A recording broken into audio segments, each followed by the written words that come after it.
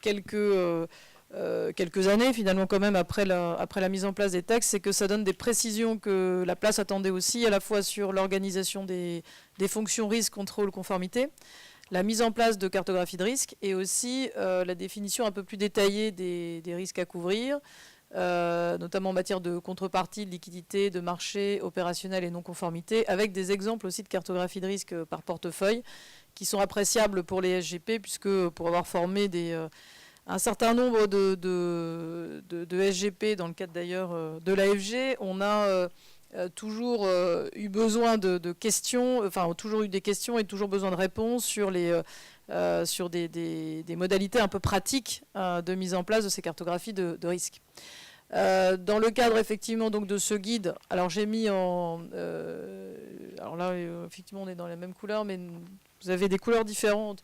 pour les positions et les recommandations. Alors pour quelle raison? Parce qu'on a compris quand même que la notion de position était plus contraignante que celle de recommandation au niveau effectivement de ce qu'a sorti l'AMF dans ce guide. Sachant que justement les prises de position qui sont là sont intéressantes, notamment en matière d'organisation de risque. Alors bon, sur les cartographies de risque, ça donne quelques éléments plus détaillés sur l'obligation d'évaluer périodiquement les niveaux de risque auxquels sont exposés les OPC comme les portefeuilles gérés. L'ensemble de ces obligations donc, est aussi applicable donc, à la gestion sous mandat qui est réalisée dans le cadre de sociétés de gestion d'actifs, donc c'est aussi intéressant. Et puis quelques prises de position aussi sur justement cette fameuse fonction permanente de gestion des risques qui est obligatoire depuis début 2012, donc ça fait quand même 3 ans. Lorsqu'une SGP n'établit pas notamment une fonction permanente de gestion des risques indépendante au plan hiérarchique et fonctionnel des unités opérationnelles, elle doit aussi le justifier auprès de l'AMF. Autre point aussi intéressant, puisque dans des sociétés de gestion, on n'a pas forcément une taille qui permette d'avoir une fonction identifiée pour chaque thème, la conformité, les risques. Le contrôle permanent. Il est dit que lorsque la fonction de conformité et la fonction permanente de gestion des risques sont confiées à une même personne, la SGP doit s'assurer d'une part que la personne a l'expérience et les connaissances nécessaires pour mener à bien les deux missions. En général, vous avez des profils plus quantitatifs quand même pour la gestion des risques et plus contrôle interne ou juridique pour la partie conformité. Mais il finalement recommande aussi d'avoir du coup une fonction de contrôle périodique indépendante qui puisse permettre d'avoir une certaine vision extérieure sur le sujet. Et ça, c'est un point assez intéressant. En matière de gestion de risques de non-conformité, là aussi, le mot de cartographie des risques de non-conformité, je dirais, est lâché et apparaît de manière claire. Dans la position 2012-17, on parlait d'évaluation de ces risques de non-conformité. Donc cette obligation de cartographie des risques de non-conformité qui permet justement de mieux adresser les moyens en fonction des risques réels est un point qui a été réaffirmé dans le cadre de ce guide. Et en matière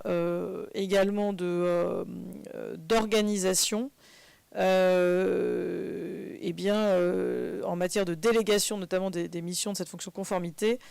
la position de la l'AMF sur le sujet, c'est que lorsque la SGP confie l'exercice de cette fonction de RCCI soit à un prestataire externe, ce qui est assez fréquent, soit à un salarié d'une autre entité de son groupe, elle doit évidemment en permanence s'assurer que le temps consacré à l'exercice de la fonction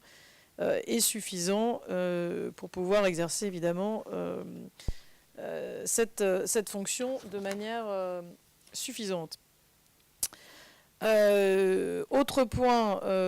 qui est intéressant concernant effectivement l'organisation du dispositif de contrôle de conformité,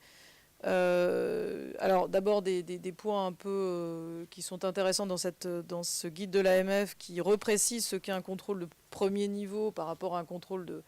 de second niveau. Et donc les conditions aussi dans lesquelles la fonction de conformité peut prendre aussi finalement la fonction et la mission de celle de gestion des risques, avec quand même une recommandation de séparer les deux lorsque c'est possible. Et puis, sur la fonction de contrôle périodique, on avait déjà quelques éléments dans la position 2012-17 sur la fonction de conformité. Mais là, on réaffirme d'abord que c'est important d'avoir une fonction de contrôle périodique, quelle que soit la taille de la société de gestion. Et lorsque la SGP n'appartient pas à un groupe, parce que si elle appartient à un groupe, il est possible d'avoir une fonction de contrôle périodique, donc d'audit indépendant, qui soit pris en charge par le groupe. Mais lorsque, effectivement, la SGP n'appartient pas à un groupe, eh bien, il est dit qu'il est préférable que cette fonction de contrôle périodique soit confiée à un prestataire externe. Ce n'est pas nous qui avons suggéré ça, mais on est très contents. Alors, pour du coup résumer un petit peu, ça c'était le guide, quelques réflexions autour de ça. Les différents types de risques que vous aviez peut-être déjà vus évidemment lorsque à la fois l'instruction de 2012 était parue et puis en octobre 2011, il y a quelques années,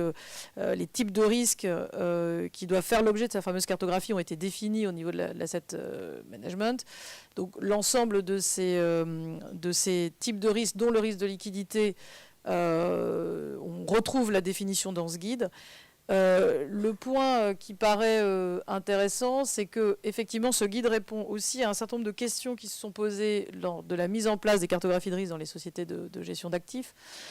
en particulier des sujets sur l'application de l'ensemble de ces nouvelles exigences à la gestion sous mandat, au fait de pouvoir faire aussi des cartographies de risque par catégorie de portefeuille et pas seulement par portefeuille. Il y a des sociétés de gestion qui gèrent des milliers de mandats. Et puis une réponse aussi de l'AMF sur le fait qu'on n'a pas forcément besoin, lorsqu'on est dans le cadre d'un fonds de fonds, de transpariser totalement pour pouvoir avoir une vision claire des risques. Ce qui est plutôt une bonne nouvelle, parce que sinon vous savez qu'on a le même cas d'incompatibilité entre deux réglementations qu'on trouve déjà avec Solva 2, qui est que quand vous devez donner une information sur un portefeuille en transparisation et sur la composition d'un portefeuille à fréquence très régulière à un certain type d'investisseur, vous êtes non conforme à une position qui est celle de 2004, qui n'a pas encore été changée,